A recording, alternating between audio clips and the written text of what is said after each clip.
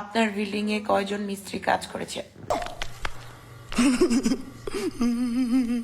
Building দেখলেই বোঝা যায় এখানে কয়জন শ্রমিক কাজ করেছে।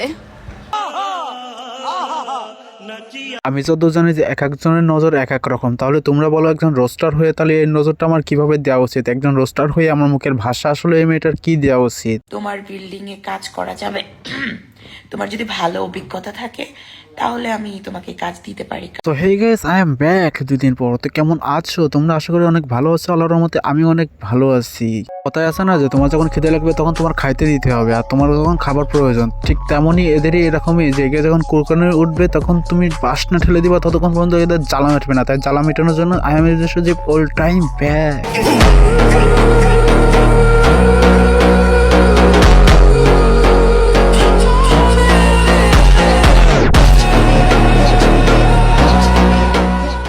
কে কে আমার পিছনে বড় বড় পাহাড় দেখতে পাচ্ছেন? পিছনে তুমি পাহাড় দেখতে পাচ্ছি না, আমি দেখতে পাচ্ছি তোমার সামনের দুটো জিনিস অনেক বড়, আর তুমি সেটাই মিন করতেছো। সেটা আমরা ভালো করে জানি। এইসব চুতিয়াগিরি দেখানো বন্ধ করো। যদি মনে করো যে তোমার এগুলো দেখানো লাগবে তাহলে আমি তোমার বলবো এক কথায় যে তুমি প্রতিতলায় নাম দিয়ে দাও, তাহলে তোমার এই জ্বালাকে মেটাতে পারবে না, এই মজা তোমার বিনোদন কেউ দিতেও পারবে না। শোনো গাইস, যে শেষরামো তো শেষরামো করেই যাবে। যার এরকম দেহ দেখানো ভিউ কামানোর ইচ্ছা সে কামায় যাবে, সে যেইভাবেই হোক যে করেই হোক। এমন দিনে কার কার জমিতে পানি পড়েছে?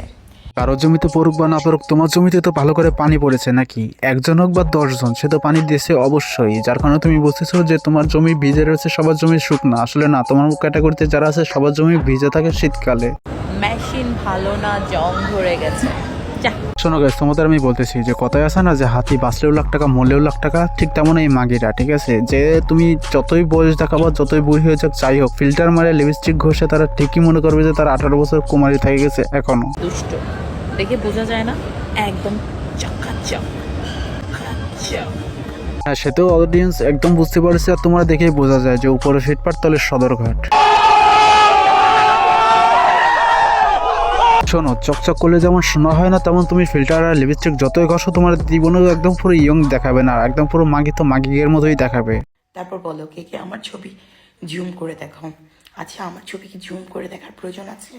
গাইজ, আমার কি মনে হয় জানো? আমার মনে হয় যে যারা 10 টাকার আটা বাইরে যারা পলিটিকে নেশা করে না, কিছু ডেন্ডিকর আছে না যে ট্রেনের নিচে, তারপরে তোমার হচ্ছে কি ঢাকায় অফলাইনের নিচে যেসব ডেন্ডিকর নেশা করে 10 টাকার পলিটিকের মধ্যে পড়ে, তারা এই ছবির জুম করে দেখে। তাদের ছাড়া তো আমি কারো কিছু খুঁজে পাইতেছি না, কেননা আমাদের মতন ম্যাচিউর ছেলে যারা আছে তারা তো আমার মনে হয় না জীবনে ওরকম পচার মুখে পা কাটবে, আর তাদের দেখে হালকা করে দেখালেই যে মাল পড়ে যাবে, এমন কোনো কথাই না।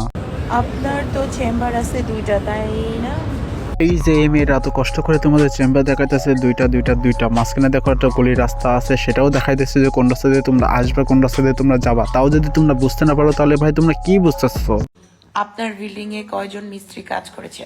আর দেখে মনে হচ্ছে বেশি লোক কাজ করেনি, বেশি কাজ করতে পারে নাই। কারণ আমি তোমাদের বলি যে এই আপার তো ডাবের মতন ঝুলে যায় না, লাউর মতন বড় হয়ে যায় না। তাহলে বোঝা যাচ্ছে যে বেশি লোক কাজ করে নাই, হয়তো বা একদম নিউ রয়েছে, কিছু স্পন্সর দিচ্ছে, টিকটকে ভিডিও বানায়, তোমরা টিকগিরি যাই ভিজিট করতে পারো। আর হ্যাঁ, আরেকটা কথা তোমাদের আমি ভালো করে বলে দিই, যে কোনো একটা ভিডিওর মধ্যে তোমরা ভালো করে দেখবা যে মেয়েটার কোনো লিঙ্ক আছে কিনা, বা তোমরা যোগাযোগ না করলে, রেট না জানলে তোমরা কোথায় যাবা কিভাবে জানবা। অবশ্যই মনে হয় দেওয়া থাকতে পারে, তোমরা একটু চেক করে দেখে আসতে পারো। হাতে করে টর্চ লাইট নিয়ে যাও, দেখো গভীর জলে তার ওই খাদের মধ্যে পড়ে যাও না, তাহলে কিন্তু বিশাল বিপদ হয়ে যাবে। কেননা তার খাদ কিন্তু অনেক বড়, জীবনের উঠতে পারবে না সে খাদের থেকে। কেননা কিছু মানুষ নিজের হাতে এসে খাদ তৈরি করেছে, যে এমন ভাবে যারা তৈরি করেছে তারা নিজে খাদের মধ্যে পড়ে গেছে আর জীবনে উঠতে পারে না। তাহলে বুঝে থাকো যে কত বড় খাদ আর কতটুকু ভয়ানক হইতে পারে তার ওই ভিতরের খাদ। আমি কোন খাদের কথা বলতেছি তোমরা আসলে বুঝতে পারতেছ না, তাই তো? আসলে যারা বুঝতে পারছো তারা তো লেজেন্ড, আর যারা বুঝতে পারো না তারা এখনো বাচ্চা। সেগুলি তোমরা খাদ মানেটা বুঝে আসো, তারপরে আমার এই ভিডিওটা দেখতে আইসো। শোনো গাইস, কিছু কিছু টিকটকার আছে যে জীবনে শুধরাবে না, শুধরানোর চেষ্টাও করবে না।